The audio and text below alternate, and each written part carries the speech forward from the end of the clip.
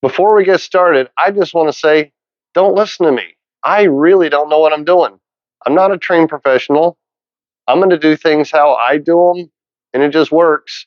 But I don't want you to get hurt by listening to me and taking my advice. So with that, proceed with caution.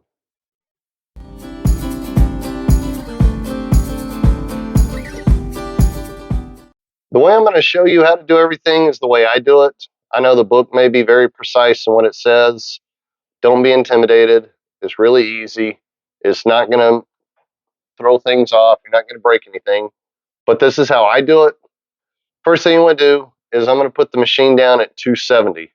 Then you want to make sure you got your 4-to-1 right at 270, that you're not above or below 270, because you want to check with the pin setter at its full down position, 270, when you do the first measurement here. I'm going to go ahead and put this guy in here to catch in the reset lever. So when I turn it back on, it's going to stop at 270. You can do it any other way you want, but since I'm standing on the side of the pin setter, it's easier. All right, we stopped at 270.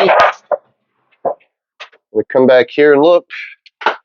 4-to-1 is right at 270. Okay, here's the mount I have on my Model A converted jetback back to Model A pin setter. This is the foot you may have on yours. This is another style foot, but they adjust the same way. There's that 3/4 bolt in the middle and 2 Allen screws on the side. The pin setter is actually sitting on those Allen screws right there. So you loosen up that middle bolt right there, and that frees up that. And you can crank these equally. You want to turn one and then the other till you feel the other one take the load. One of them's going to take all the load. Then you turn the other one to take up a little bit of the load too. And then also when you get done, on my pin setter, which is pretty rare because I think it's older, they changed this. This stabilizer rod that goes here parallel to the deck lift shaft, mine is one length. It's non-adjustable. All the newer ones have a turnbuckle on them. You can loosen the jam nut, turn them. You want to turn one because you're going to be adjusting the pin setter like that. First you do your side to side, but later you adjust this to get the front and the back. And you want to turn this one and then go to the other side and turn it too. And you'll feel the sweet spot when you're turning it where it's not, you don't want one pushing and one pulling because you don't want to stress them out and break one of them.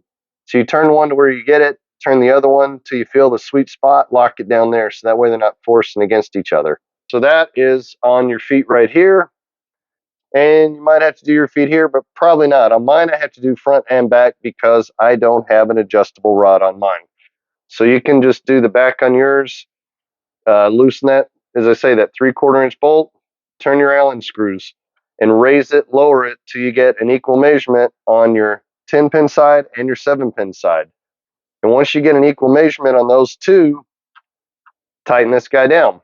You're just trying to get everything equal right now. So set your 10-pin side to be equal with your 7-pin side. Don't worry about the measurement just yet. Whatever your 10-pin side and 7-pin side is, you can use another socket, a bigger one, smaller one, just to make sure you have the exact same. So you don't have to measure it with a tape measure or anything like that. It'd be a lot more precise. Just get a socket, whatever fits under the 10-pin side, equal to the 7-pin side, and then go up front and get it equal on the front. And if, as I say, doing the front one is by using these stabilizer rods. But on mine, because mine are welded one piece, they don't adjust, I have to come up here and loosen my front mount. Loosen that center one, turn these outer two, raise it, lower it, and then tighten that bolt back down in the middle.